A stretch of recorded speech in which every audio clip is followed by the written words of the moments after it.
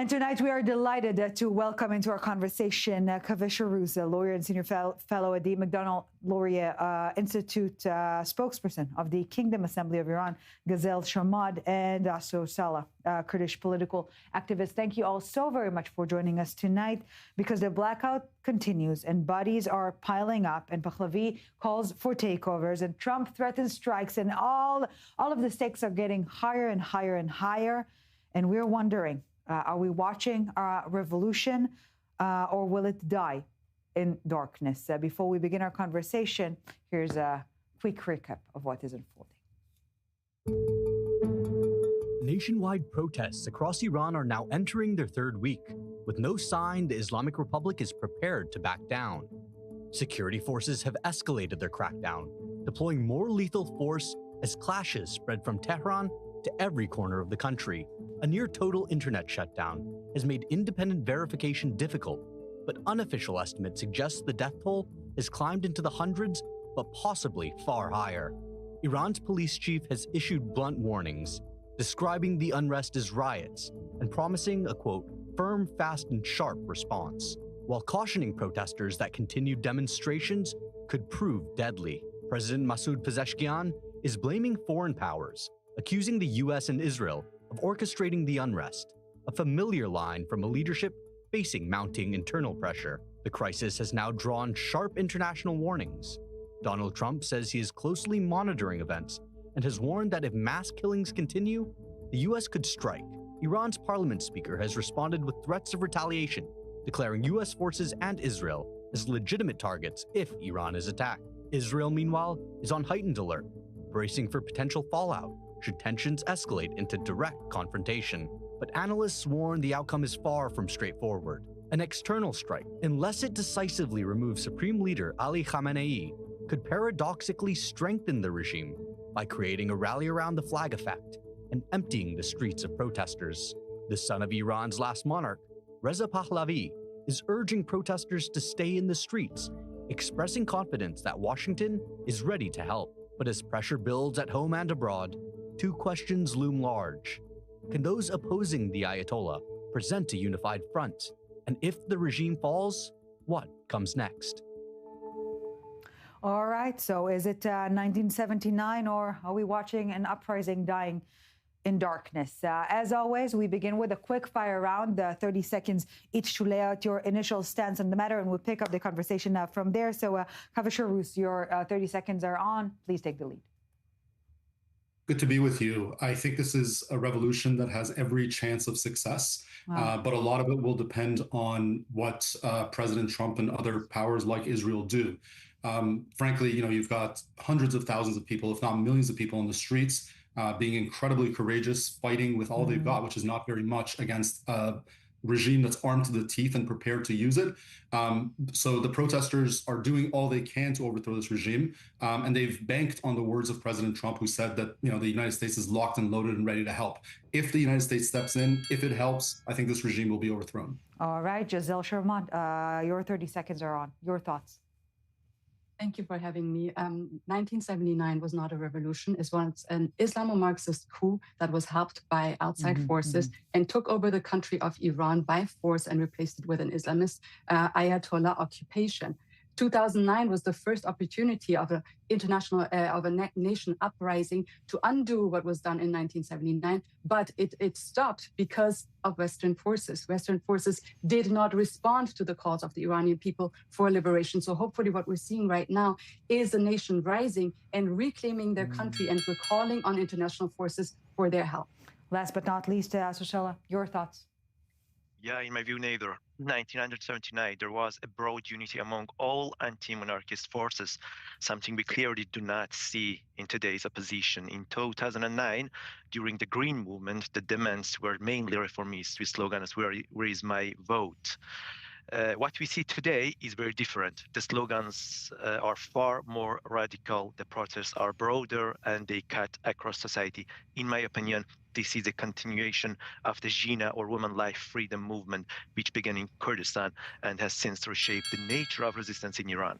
All right, lady, gentlemen, let's please feel free to engage in a conversation from this point onwards. We will get later on in our conversation to the foreign intervention or assistance in this case, but let's start domestically. The crackdown itself, why can't we verify under blackout? What is happening there? Is the regime losing control or setting up excuse, so to speak, for IRGC to massacre? Mr. Shahrooz? Well, the IRGC is certainly carrying out a massacre. There's not much we can see, but the dribs and drabs of information that do manage to leak out through Starlink and other sources like that show us just horrendous scenes of thousands of killings. Regrettably, it's very difficult to verify exact numbers at the moment. Yeah. But what we know based on the regime's behavior in the past and the little information that we're gathering is that we're seeing a horrendous violation of human rights playing out before our eyes. So in this respect, Gazelle Sharmadh, not putting the blame, but obviously we're seeing calls from Pahlavi, calls that preceded the massacre we're seeing on the ground. So leading revolution from Maryland or getting people killed from safety, it's a question that needs to be asked. I don't quite understand the question, but let me explain what is going on inside Iran. As we've explained before, this occupation is since 1979. So it is a 47-year-old occupation. Uprising after uprising, as was just explained, built on each other. So this is not something that is called upon from outside, done from outside. This is the Iranian people rising together, but it is organized. It is organized in coordination with the outside. Every revolution has their Jean Moulins inside leading the revolution from the ground, and they have the goals outside that are coordinating with the inside. This is what is happening with the Crown Prince and the opposition forming a coalition on the outside. The transitional government, the transitional forces and their leadership is Prince Reza Pahlavi.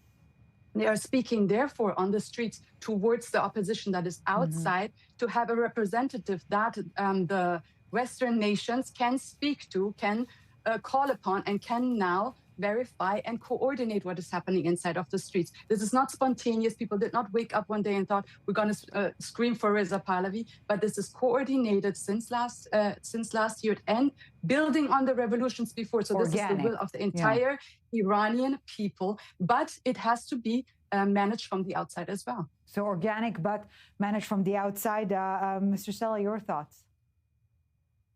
Please let me disagree. These protests did not begin with a call by Reza Pahlavi, nor are they continuing because of him. They have been underway for more than 2 weeks, while his call was issued only a few days ago. This is not new. He has made similar calls and launched multiple campaigns in the past, including I Give My Mandate campaign.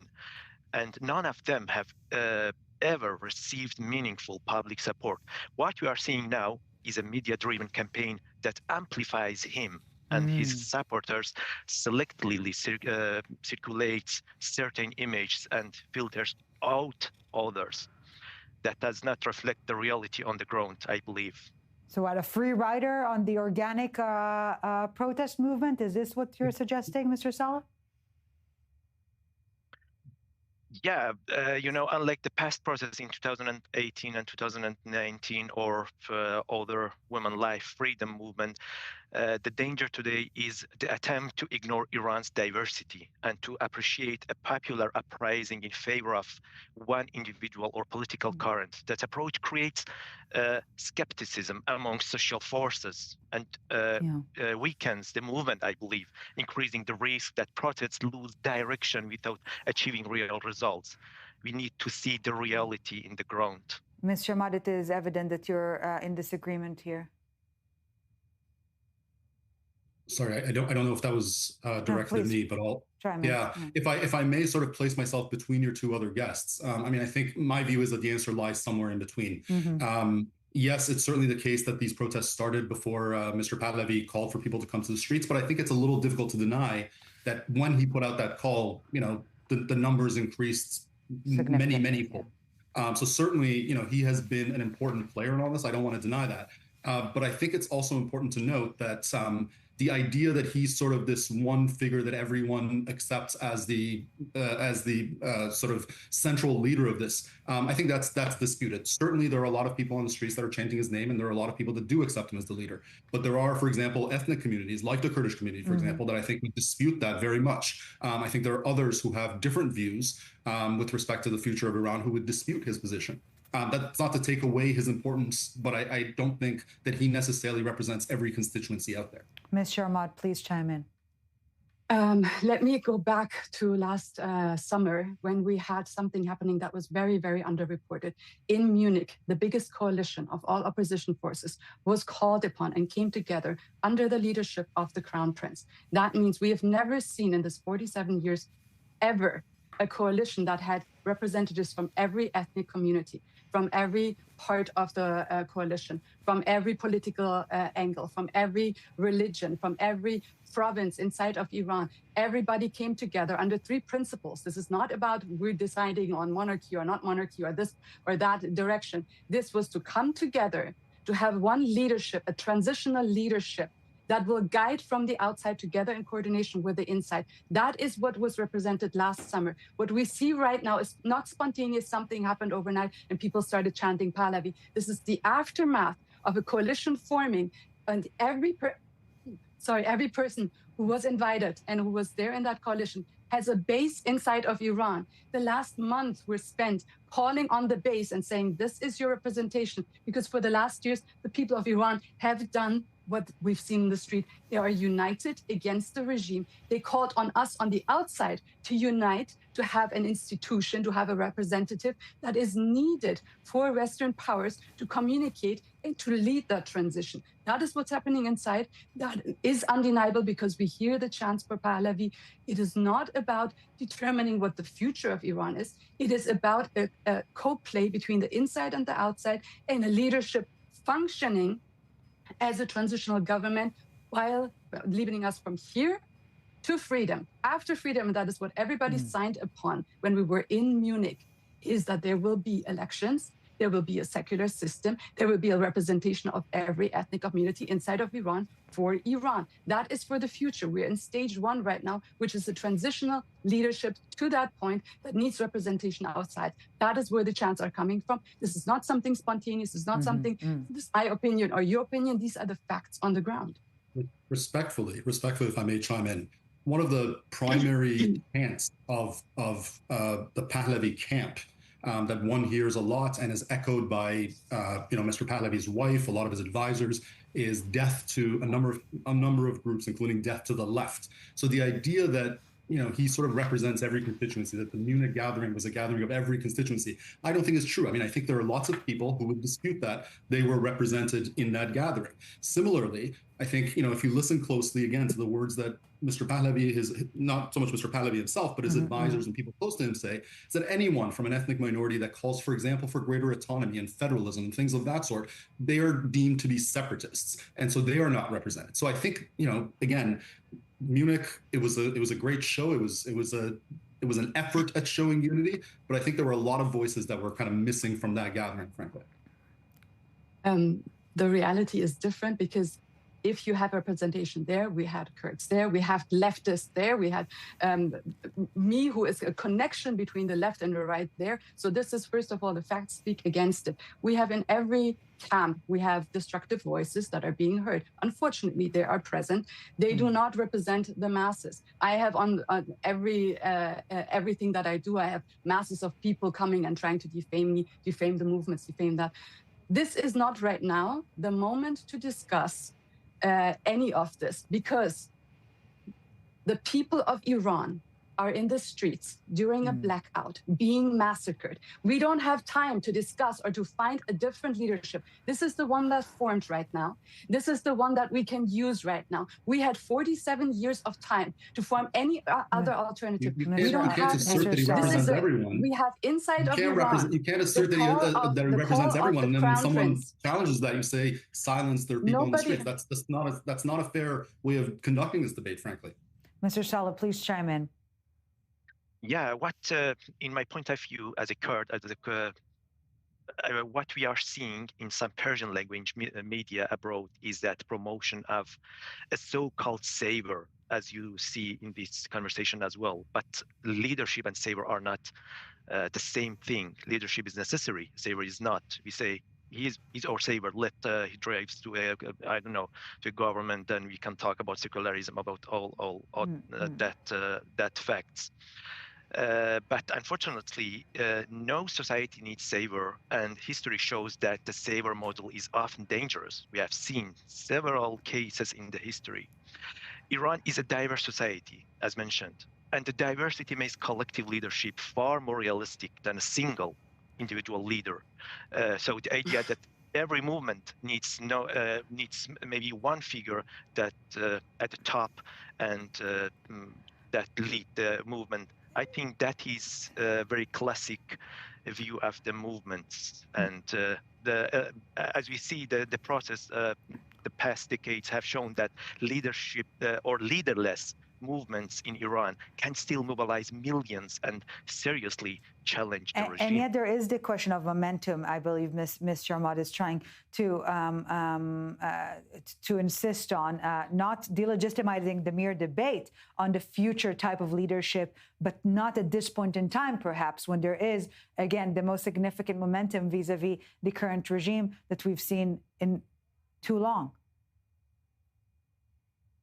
Absolutely, 100%, if I might chime in right here. As there is an internet blackout, as millions are in the streets, as the regime is using military grade to butcher the Iranian people, millions are still in the streets. And every corner of Iran, every ethnicity, every part of Iran is uprising for Iran. When the Crown Prince was calling on the people of Iran, several Kurdish parties were calling on the people of Iran. Is this coincident? Is this coordinated? That is up to debate, but we cannot say that the people of Iran are not united. We cannot say that the opposition is not united. What is happening simultaneously— opposition unity, is it possible or is it fantasy?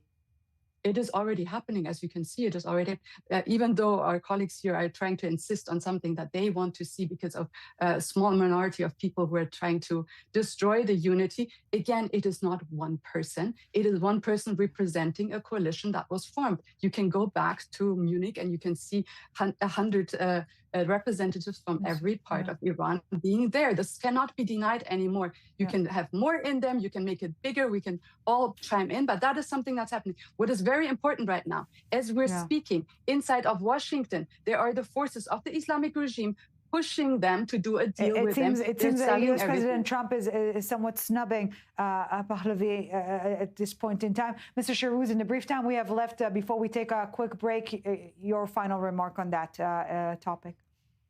I just think that it's a little stifling. And I say this with all respect to your guest, who your viewers should know is a friend of mine and I hold in high esteem. But I don't think it's fair to position the debate this way, to say that, there is a singular leader. And when someone challenges that point and says, no, actually, there are a lot of other views that are not being represented, to say, well, there are people on the streets right now who can't speak. All right, lady, gentlemen, we're taking a very quick break, but when we get back, we expand our conversation quite literally and discuss the benefit or the potential boomerang effect of foreign intervention. We'll be right back.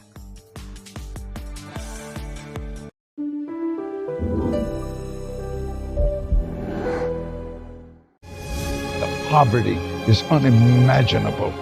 There are people who are struggling. This is where she washes the dishes. If you're ever going to allow your Christian faith to rise and to do something for God's chosen people, now is the time. This is the home of Galina. She's 96 years old. This is what she had to eat for today. She has one pot with water and wheat. My father was killed by the Nazis, and I was an orphan. I didn't know about God. But now, in the cold, hungry nights, I pray for food to the God I've never known. There are good people that love you. You see the tears. Scripture says joy can come in the morning, and you can be the reason. If you will bless these hurting children of Israel, you will receive God's blessing in return. Your urgent gift today of $25 will help rush a survival food box filled with life-saving essentials. If you call right now, your gift's impact will be doubled to help save lives. Call, scan, or go online now. I'm not exaggerating when I tell you, I don't know how much longer she could have waited for us to come. I can't even grow my food anymore. What will happen to me? I'm doomed to starve. Tens of thousands of elderly Holocaust survivors in the former Soviet Union are living in extreme poverty, hungry, and forgotten.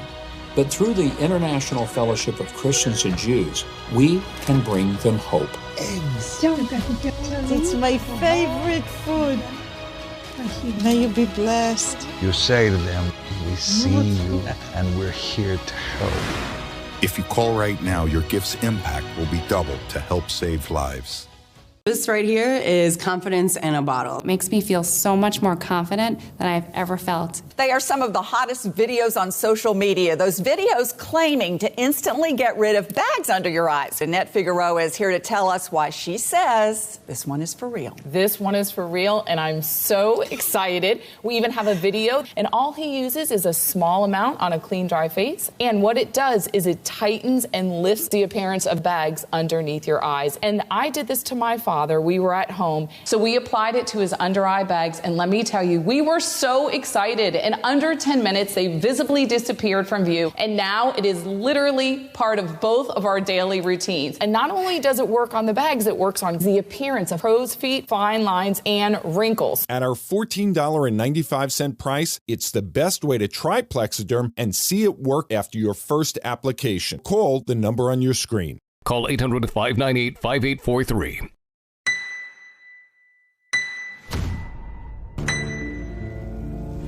We just finished searching all the car that the people evacuated.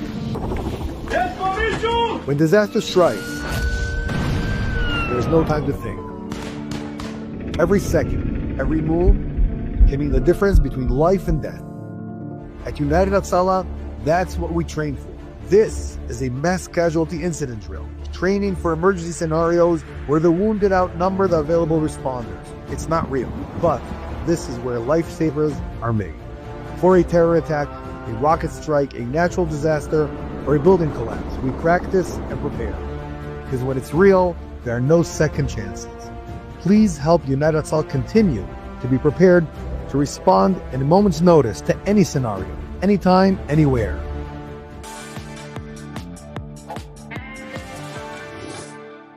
Welcome back to the summit.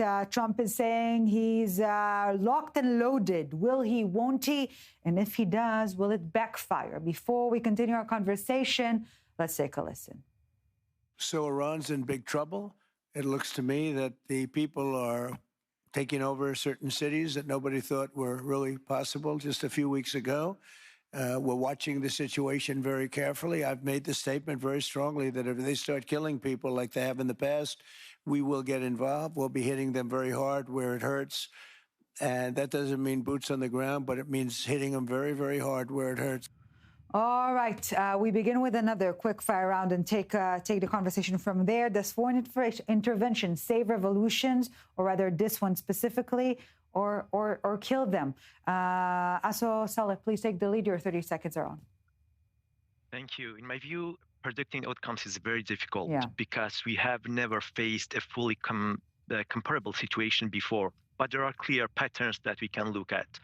For the past 47 years, whenever protests erupt, the Iranian regime immediately blames what it calls foreign enemies, especially the United States and Israel.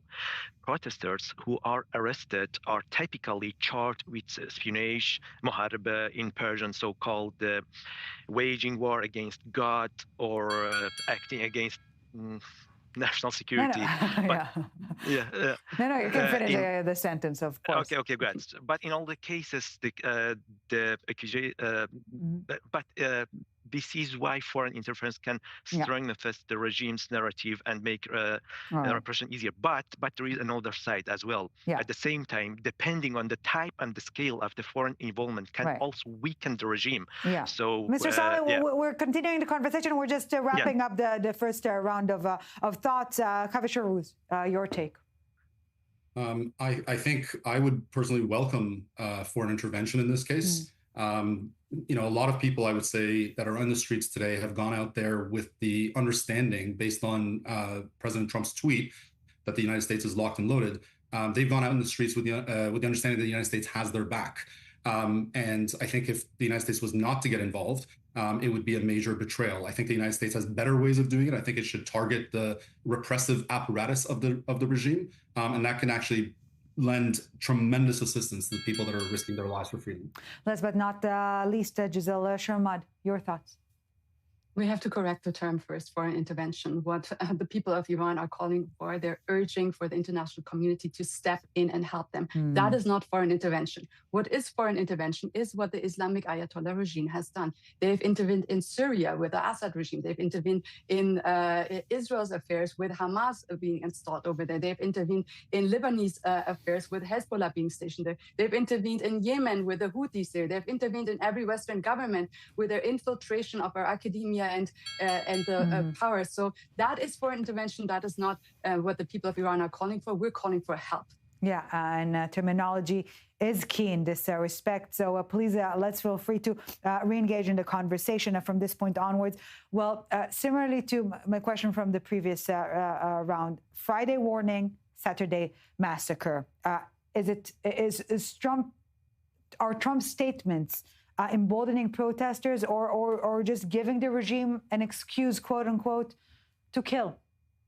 Mr. Shahrooz. I don't think, I don't think, frankly, the Islamic Republic has ever needed an excuse to kill. I've never really understood this argument very much that says that if the United States or Israel helps the protesters, it gives the regime an excuse. The regime has been more than happy to kill protesters and kill innocent Iranians for 46 years. It will continue to do so. We need the help at this moment.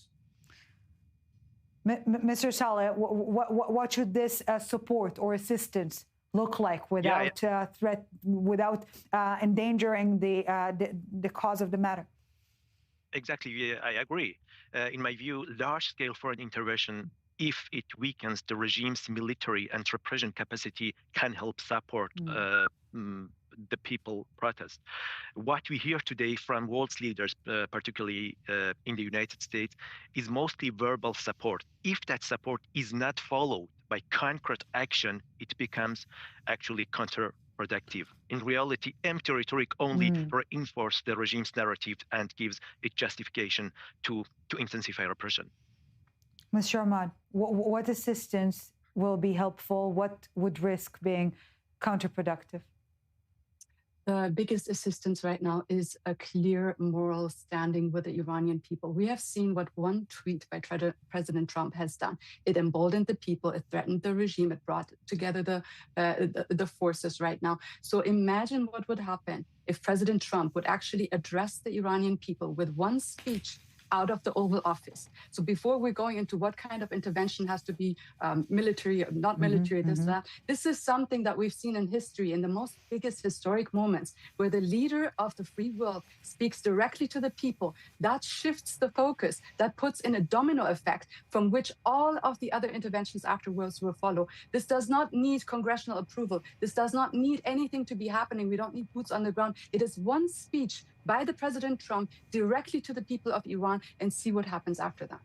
Mr. Shahrooz, you can hate the regime and oppose U.S. military strikes. You can want the regime change and reject Western-imposed solutions. So in this debate, can you really hold both, or is it, again, not the time for it? Well, I mean, I think it's one of those positions that you can, in theory, hold, but based on the situation on the ground, you've got hundreds of thousands of people that are just being shot at with live bullets. So the nuance is irrelevant. The nuance at this moment is not relevant. I mean, these are people that are calling for help, that need help, and it's really incumbent on the free world to help them. We can have the theoretical debates about what that means, I think, at a later time. So Mr. Saleh, circling back to what you've suggested, there are different shades of support, if you will, or different grades of support. So non-violent support, for example, Starlink, cyber attacks, sanctions, that could be imposed immediately, even before a decision to get fully locked and loaded. Exactly. Support should not be limited to military measure alone, I believe. countries that are not directly involved military still have powerful tools at their disposal, closing, for instance, the regime embassies, freezing the assets of senior officials, and providing communication, as you say, Starlink and electronic equipment, so people can stay connected with the outside world. And if necessary, people must also be enabled to defend themselves. As Kurt, I know in this context, the cooperation with Kurdish forces or parties in Kurdistan who have trained and organized military structures could play a particularly effective role. Ms. Sharmadh. Going back to what we said before, that is why it is essential in this moment to have leadership outside of Iran. Leadership during the transition is determined by the people on the ground. After this phase, when Iran is liberated, all of what my colleagues brought in, all of their opinions and everything will be determined afterwards. There's enough time afterwards in this moment of urgency, as the regime is using military grade to butcher the people of Iran. We need immediate actions. That's why it's important to understand that our adversaries are not sitting back and watching this. The regime right now is attacking and having their lobby groups inside of Washington trying to get a deal to save themselves. So are other forces like the MEC, which is another Islamo-Marxist terrorist group, being active in Washington right now. That is the only reason, and one of the most important reasons, why we need a leadership that the Trump administration can talk to, that Bibi Netanyahu can talk to, that combines all of this, is representative by the people of Iran, and can lead this to the moment of liberation. After liberation, all of the forces will be about elections. We're not in an election year right now. We don't have our country back. After that, that can all happen. At this moment, as we said, we need the international community, including President Trump, including Bibi Netanyahu, the Prime Minister, including the European countries, to step up and see that crimes against humanity is happening in Iran. They have a responsibility, a duty to step in with everything that they have and lead the people to Iran to their liberation, help them, support them to liberation. This is not foreign imposed regime change or bringing democracy to a nation. This is a liberation of a nation assisted by the people, the responsible people on the outside. Kaveh Shahrooz, your final remarks, bring it back home. I agree with much of what my colleagues have said. I think, Iranian people are not calling for anyone to come in and impose democracy on them. This is not Iraq in 2003. This is not Libya. This is a people that have been fighting, frankly, for over a century for democracy. And they're very, very close, and they need the international community's support. They need immediate assistance, and then they need more longer-term assistance as they build a democratic state. On that note, Kaveh Shahrooz, Gazelle Sharmadh, Aso Saleh, thank you so very much for joining us tonight. Truly crucial times for Iran's future and for the rest of the region and the world, if I may. Thank you very much for your time and insight tonight. We appreciate you joining us and facilitating this conversation. Thank you very, very much for this. We are